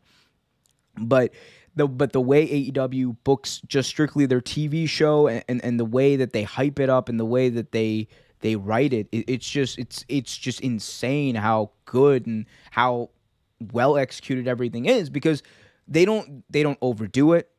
They give you matches, they give you good promos. Sometimes it's fast and you get a lot, but it doesn't feel like too much is happening at once. And the fact that this was able to bring in over 1 million viewers at 10 p.m. on a Friday night with NFL preseason games going on. I don't care what anyone says, oh, well, you couldn't beat a preseason game. Of course you can't, because everyone loves football. Hell, I had a preseason game on on my other TV while I was watching the CM Punk thing. You know why? Because it's football. I love football. God bless football. Um, but so like I don't want to hear anything like that. 10 p.m. on a Friday night for a 1 hour show doing over 1 million views. I don't. It shows you that it is a needle mover, especially for a niche thing like wrestling. Like, let's be honest, wrestling is a niche product.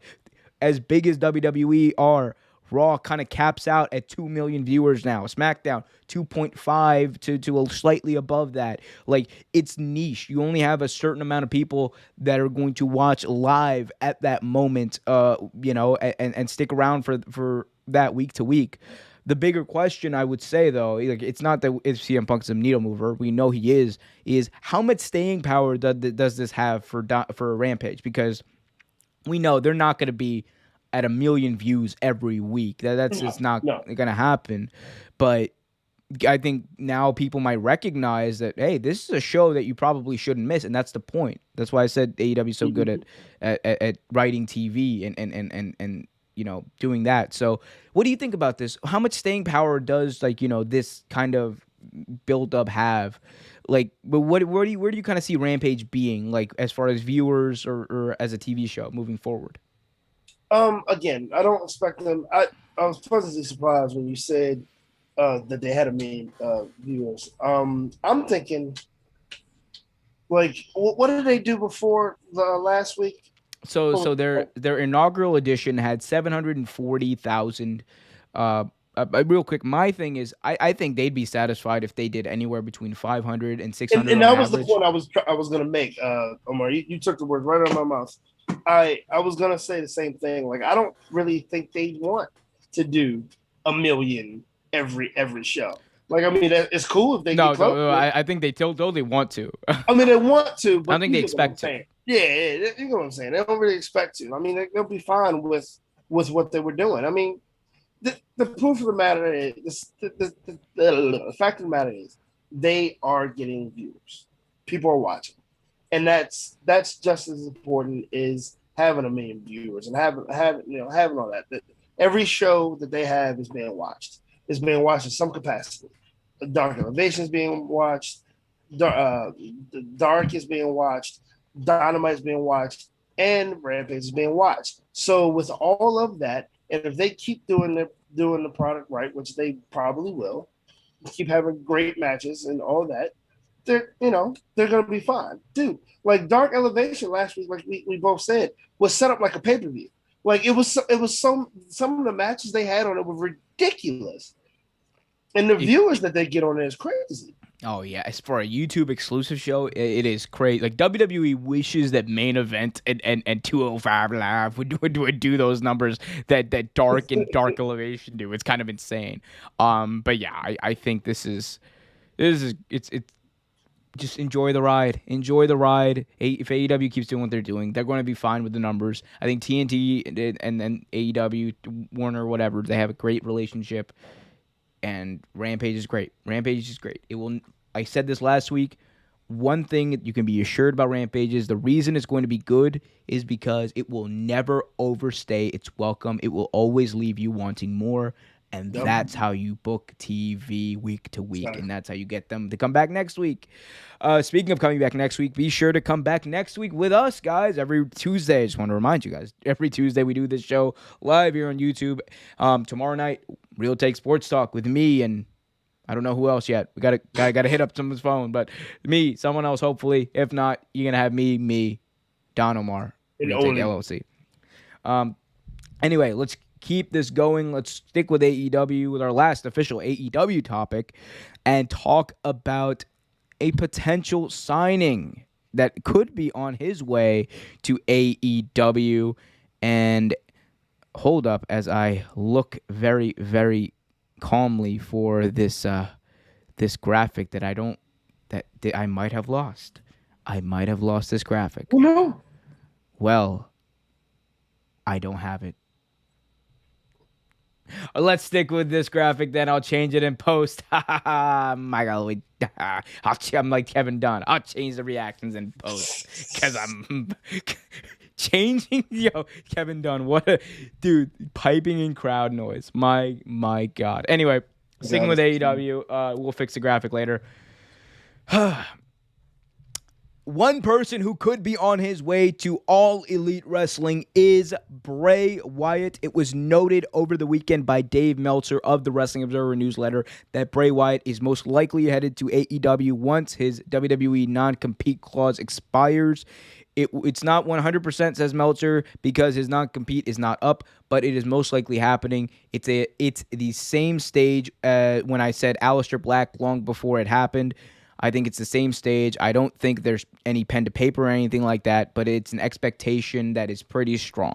So with Wyatt reportedly one day joining AEW, it would mean that he probably joins up with the likes of Malachi Black, Andrade, El Idolo, Christian Cage, and others who were also let go by WWE. Trevor, what do you think about these reports? What do you think about the potential move of Bray Wyatt, or as we should call him now, Wyndham Rotunda, as his Twitter now says? What do you make of these reports about him headed to AEW? It wouldn't shock me. It wouldn't shock me at all, especially at this point, since AEW's been cleaning it up. They've been cleaning it up, and I mean, the company is showing what it's about. And you have guys wanting to come over after they looking for work or whatever, want to come over, and I believe since they signed CM Punk, that's going to be on everybody's radars too. They want to compete with the best in the world. They want to compete with some of these guys, and they got great talent. I could see Bray Wyatt over there. I could. It would be. I know they wouldn't do it, but it would be cool if they use him with the Dark Order. I know they wouldn't necessarily do it because they already have this identity of being what they are. So I know they wouldn't do it, but I can't wait to see. They should do it. If they like money, they should do it. Oh, they damn well should do it. I think it would be a great gimmick, but I think Bray Wyatt in AEW is a moneymaker within itself, honestly. Yeah, and I don't want to hear anything about, oh my God, they're signing too many WWE talent. They're signing good talent. Exactly. They're signing great wrestling talent. That's it. Bray Wyatt is available. Wyndham Rotunda is available. You sign him. Exactly. CM Punk is available and wants to wrestle. You sign him. But Bryan Danielson wasn't WWE. He was ROH. Yeah, but that's what I'm saying. Like, you're signing good people. You're signing great talent. Like, you're not just signing ex-WWE guys. You're signing great talent. That's the thing that that marks on the internet, these smarks on the internet don't get. But love you guys, by the way. Subscribe. But here's the thing. Like, I would love to see him, Bray Wyatt or Wyndham Rotunda, go and join, be the leader of the Dark Order and give that group an edge that it's been missing, because I think he's the perfect person to do that. I think, the connection obviously with him and Brody Lee, it speaks for itself, but he would give that group meaning, and it would be his group that he wanted to do in WWE but never got the chance to fully do. And Tony Khan who is a smart person, would let him do whatever he wanted, and it would work. And I think we need to see that. And it could parlay. And look, we want to hold off on the Adam Page feud for a few months. That's fine. Who better to have Adam Page feud with than Wyndham Rotunda, who is leading the Dark Order, which has now turned its back on Adam Page. Amazing. It writes itself. Please do it. Tony, steal my ideas. Cut me a check, but steal my ideas. But so there's a bunch of things you could do like that. And I think, look, there's no better stage for Bray Wyatt to go to, because he can go to Impact, he can go to Ring of Honor, he can go to MLW, but it won't be the same stage as WWE or AEW. It just won't be a big stage, and this is a guy who deserves that stage, who deserves the limelight, who deserves the spotlight, which we'll get to later in this show, that to shine. And I think it's a no-brainer. You sign him if he's available, and I hope it's true, because I would love to see him get that creative freedom that he never had elsewhere. Because look at someone like Malachi Black, flourishing with his character in AEW. Look at someone like Miro, and he's God's favorite champion. Amazing. promos he is cutting. Him and him about him, God, and his super hot wife. I love it. It's just amazing, and Yo, you can Rusev is tell. doing some of the best promo work I've Who? ever seen him do. Who? Oh, I'm sorry, not Who? Rusev. I'm Who? sorry. Who? I'm Who? sorry. Miro. Miro. Exactly. Just doing Exactly. some of the best work he's done in a long time. Like that Mike is his bitch at this point. Oh yeah. Oh yeah. Sign him. Sign him. Sign him. Hey. Okay. I'm gonna ask you this very quickly because we don't really have time to cover it. Adam Cole. Do we see Adam Cole on Wednesday night? We can Yes or see him no? very soon. We can see him very soon. I'll say yes. We can You see say him yes? we can see him very soon. If not Wednesday, very soon. Oh man, I would love to And see I Adam Cole. want to see these marks. Oh, this signing all the WWE's talent. ROH, bitch. ROH. Ring of Honor, New Japan, Ring of Honor, Bullet Club. They're He his was best bigger than friends. WWE They're before he best. got to WWE. They're best friends with the. I hate, dude. I'm sorry. Just here's the thing. You know what? I'm just gonna say this very quickly. It's okay to like WWE. I have I've been Kevin, who was on the show last week. Amazing guy. Love him to death. I don't hate him because he likes WWE and doesn't like AEW. Watch whatever you want. I don't hate WWE. I hate the company. Oh yeah, I kind of hate the product. I might hate WWE. I don't hate SmackDown. No, I don't hate WWE. No, but no. In all seriousness, though, I mean, it's not about like. See, here's the thing: we can disagree about what is good or whatever. We can disagree about like what we like. Different preferences. Sports. You can like sports entertainment and pro wrestling at the same time. The thing where I differentiate is where you legitimately hope. Where you make unlogical, false arguments where you legitimately hope to bury another company. Like when I say the arguments that I say about WWE, I'm not trying to bury them. It's the facts themselves bury WWE. You have to shine a light on that on that kind of stuff. With AEW, when they do something wrong, we cover them as well. Go back, look at our Evil East video. Go back and look at our video talking about women's wrestling in AEW and how they almost never have women's highlighted, which they don't. And you know what? They still don't. I don't want to see the women only compete on dark and dark elevation. I want to see women's storylines. I want to see women's storylines in AEW on Dynamite. I want to see women's because they have great people. Where the hell is Hikaru Shida, the longest running champion in AEW history? Where is she? She's gone after she lost. Like why? Why? She's the longest running champion in your company's history. Yeah. Tony. You have Diamante. Why are you not using her? Why are you not using I know what's her name is hurt from the Dark Order. She's hurt right now. Ty Conti. Yeah, but there's so much talent there. Chris Statlander, yes, she's getting some TV time, but outside of the championship picture, but I want to see promos. I want to see something else. One thing I did like that I think people didn't. People were getting mad about how Rampage didn't highlight the women's wrestling as much as it probably should have, and I was like, okay, I get that on one hand, but you had my girl go out there and beat the shit and get over, man. Her and Smart Mark Sterling, by the way. I love that. I think it's awesome. like her, Smart Mark Sterling is Esquire. Smart Mark Sterling Esquire is an amazing gimmick, and I just love the fact that he's paired. That pairing they have. It makes perfect sense, and it gives him something to do because he was super over with the whole MJF stuff that he did, and I just thought that was great. But yeah, I want to see more. I think we agree. We need to see more. Yeah. You just need to see more. Like that's a legitimate critique of AEW. You know what another legitimate critique of AEW is we can talk about or mention at least?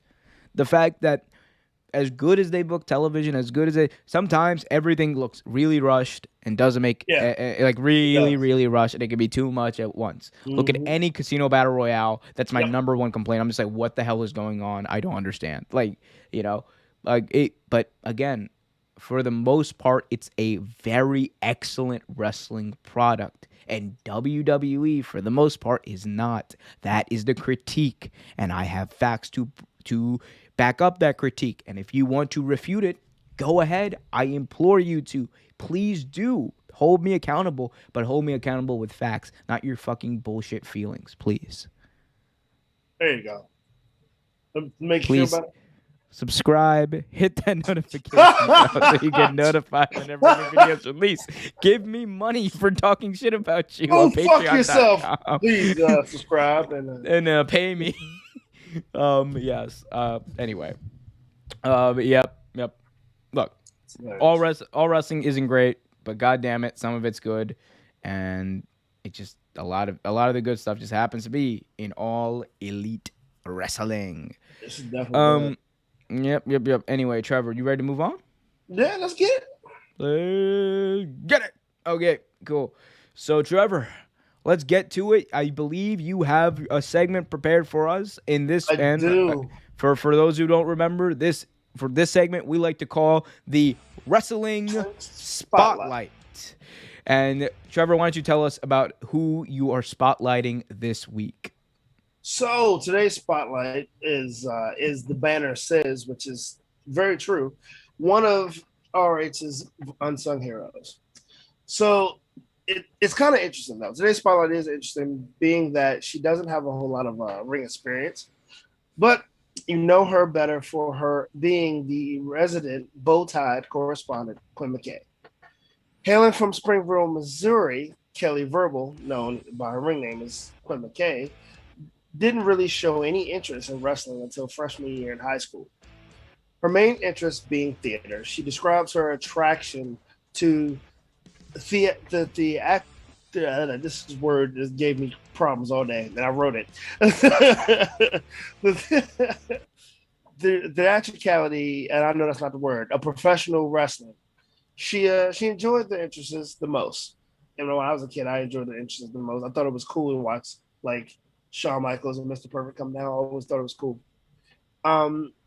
So she enjoyed the interests the most, although the dates of when she started aren't completely clear. There are a couple dates out there that are floating around. I'm not sure exactly when, but I do know it was around 2018, 2017, 2018, around that area. But what is known is prior to wrestling for RH, she wrestled in only 2 official matches, 3 months of informal training at Mid-States Wrestling, and finally training once per week for 6 months with the now defunct National Wrestling League. She also participated in Jonathan Gresham's seminar in 2018. Later in 2018, she was invited to the ROH dojo. Anyone that doesn't know, and I'm sure you guys do, that ROH dojo is the training facility for up and coming and developmental stars. Being one of the few women that one of 2 women that actually participated in a seminar, Jonathan Gresham stated that he was unaware of most of the wrestlers in that seminar, but McKay. Her natural ability being put on display and being noticed, everyone made it their job to get to know and pay attention to McKay. By February 2019, 5 people had earned a developmental deal, one being Quinn McKay. McKay once stated that she was the first woman signed to a ROH developmental contract. Didn't know that till today. Picking up her stuff and moving to Baltimore, leaving the Midwest behind, she embarked on her in-ring career. So she thought. Though McKay trained to be an in-ring performer, she was presented with an opportunity to be a backstage interviewer early in her career. With a degree in public relations, and once was a radio host for a very successful midday classic rock show. Being an interviewer was easy.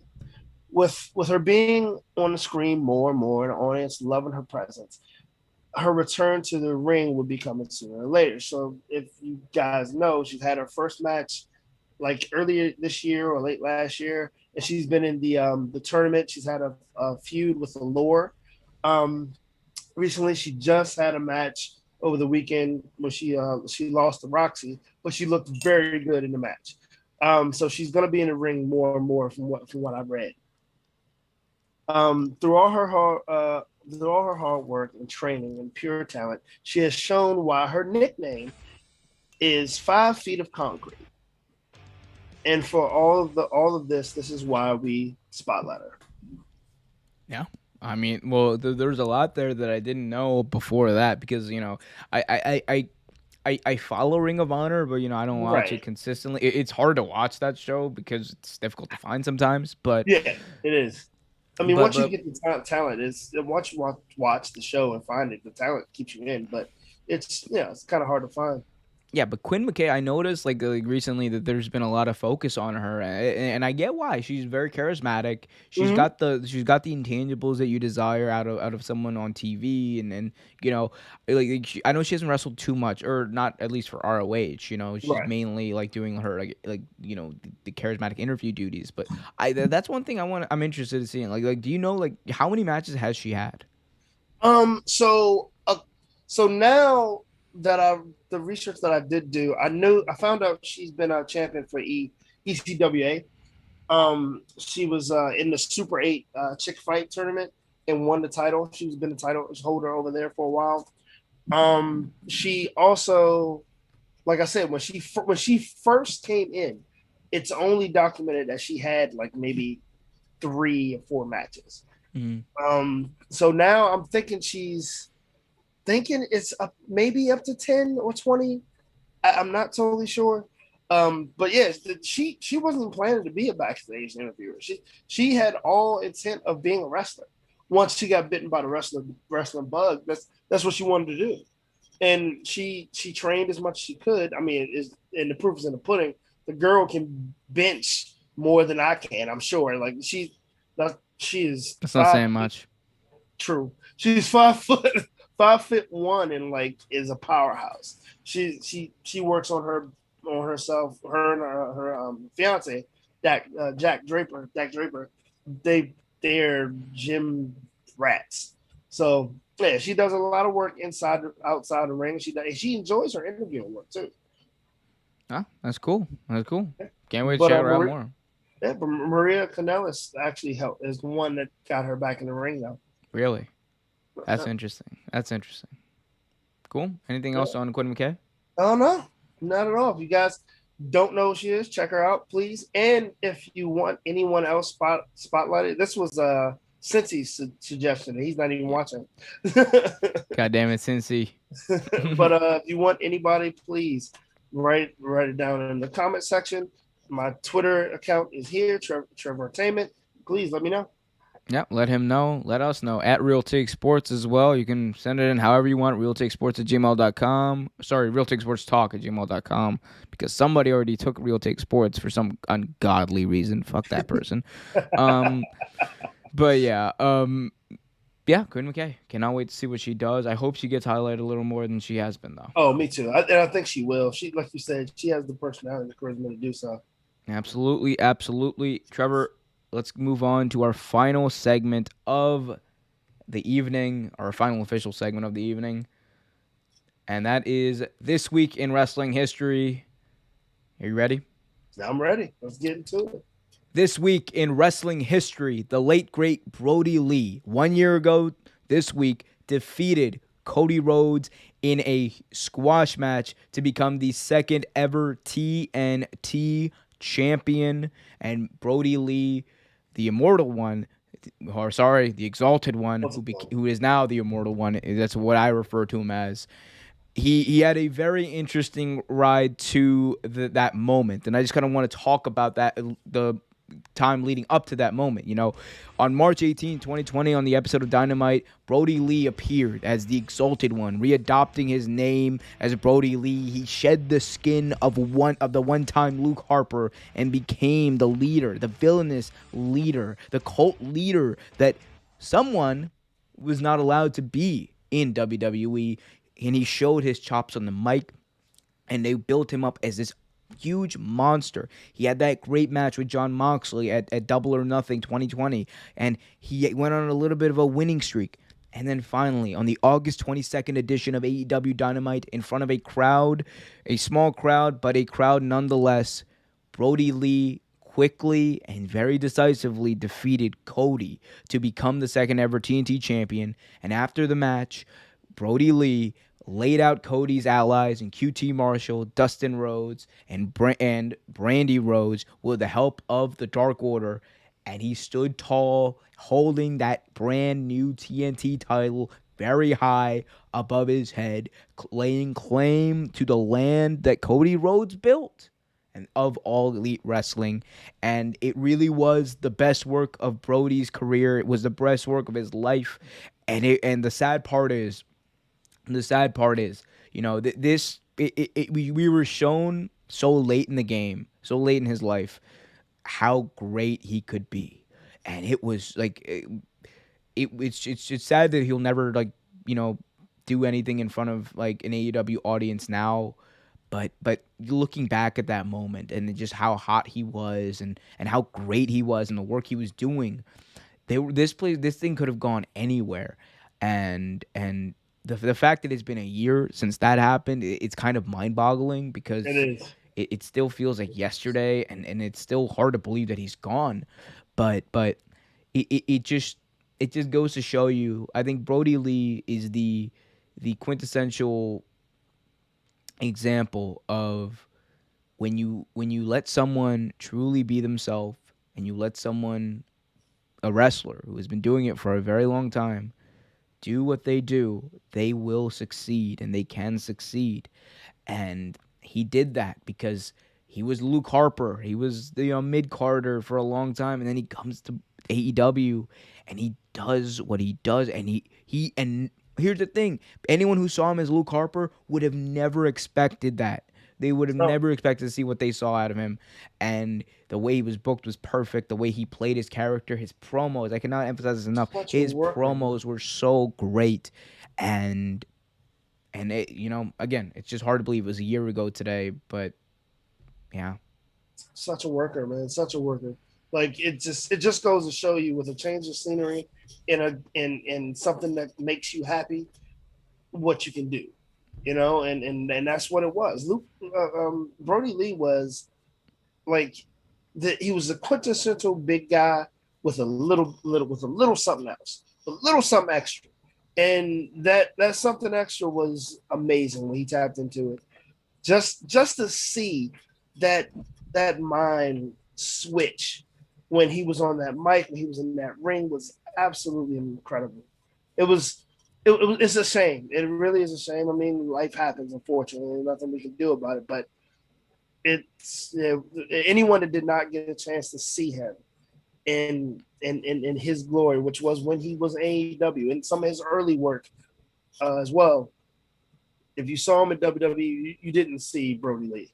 You saw glimpses of him, but you Yeah, never saw the full package. Like, no, I was always looking forward to that third match, that rubber match between him and Cody, because because they did the squash match with him and yeah. Cody Mm. where Lee won, and then like I think like a month or two later they Was did the the leather bull strap match, or was it strap match, the old strap match between, or the dog collar chain the match. That's dog what it collar was. chain? That's what it Dog was. collar Yeah. chain match. What? And that was belter of a match. And then then Lee ended up getting diagnosed with his illness, and what happened. But man, that would have been a great match. But hey, I mean, the good thing is that we can look back and appreciate him for while he was here, and Yeah, that's what we need to absolutely. do. We can, of course, it's natural to think about what could have been, but it's also, I think, important What to he think did. about what was, or exactly, right, and appreciate that, because it was great. And I think we need to be able to look back at those moments, and then moments like this that were so that this was it was the high point of his career, winning this title at this stage, and the way that he did it. And we need to be able to back at that, and look at it fondly, and not be sad about it, as hard as Right. that is, because there's a lot of things to be sad about. We like, because we forget, like, oh, like we think of only in wrestling terms sometimes, and like that's fine, but it's a wrestling show. But if, like we were talking about, like who really needs to be sad, like it's his family. We can be sad about, like, the fact that, oh, we didn't get a match or whatever, but that's nothing compared to what the Huber family lost. And so if you want to honor Brody Lee's memory, remember him. Yep. Remember him for the badass character that he played in AEW. Remember him for the badass character, regardless of the booking, he played in WWE and the great matches he had. He was a great worker. Every single match he had got over. 2017 Luke Harper, by the way, that lead up to Mania, legitimately, that, like, don't understand how they didn't go with him in a match against Bray Wyatt for the WWE title. Don't get that. It was a ready-made feud. I thought it was something that they were pushing anyway. That it was over. Brody were pushing. Yeah, but Randy Orton won the Rumble, so it didn't make sense. I mean, and look, he beat AJ Styles to become the number one contender. It didn't make sense. I don't know, but Brody Lee, great wrestler, great talker, great everything. All right, Trevor. I think that just about does it for this show. Think so? Yeah, I think so. Yeah. And you got any minute things you want to talk about? What are you looking forward to this week? See what how they follow up on Rampage. How they follow up from what they did last week. Oh, are you excited to see CM Punk on Wednesday Night Dynamite? Yeah, I heard it's coming, so we'll see. I can't wait to see it tomorrow. Yeah. Cool. Lucas the Goat just joined us in the chat, and he says, "I miss Brody." We all do. I think it's natural to miss Brody. Yeah, and that, like we said it before, that Brody Lee Memorial Show might be one of the best wrestling shows I've ever seen. Yeah. Again, AEW knows how to book TV. Kevin Abreu asks in the chat, Kerwin, sorry, I keep fucking up his name. Sorry, Kerwin asks, can Bianca recover from this? Yes, absolutely. Yeah, absolutely. I think this is good. I know a lot of people are shitting on it. We talked about this earlier in the episode, but I think this is a good thing for Bianca because it gives her, as a good person, as a good woman, as a babyface, something to overcome. And she's over, and Becky Lynch is over, and I think it's going to be fine. I think it's going to be an amazing feud, honestly, if they do it right. Lucas the Goda, do you think so? I'm not going to comment on someone's medical thing like that. Like, I'm not going to comment on that. You know about the Sasha Banks thing? Yeah, I'm not going to comment on that. Lucas, if she is, she'll announce it. That I am not going to comment really that much on that because I don't like that, doing that. But yeah, no, Bianca's going to recover just fine from this. It's interesting. The best thing about a babyface title win is the chase and everything leading up to the chase. She can chase Becky Lynch and then become even more over after that. So it's fine. Just trust me. I know it's hard with WWE. This is something that I genuinely believe we should just take a minute, chill, and just see where it goes. Anything happening on Raw, don't do that with, but SmackDown you can do a little less. Your thoughts on the Karrion Kross gimmick, says Kerwin. Trevor, what'd you say? I think it's awful. Like I said earlier, he looks like a video game character. If you guys have played BioShock, he looks like a Big Daddy. That's exactly what he looks like.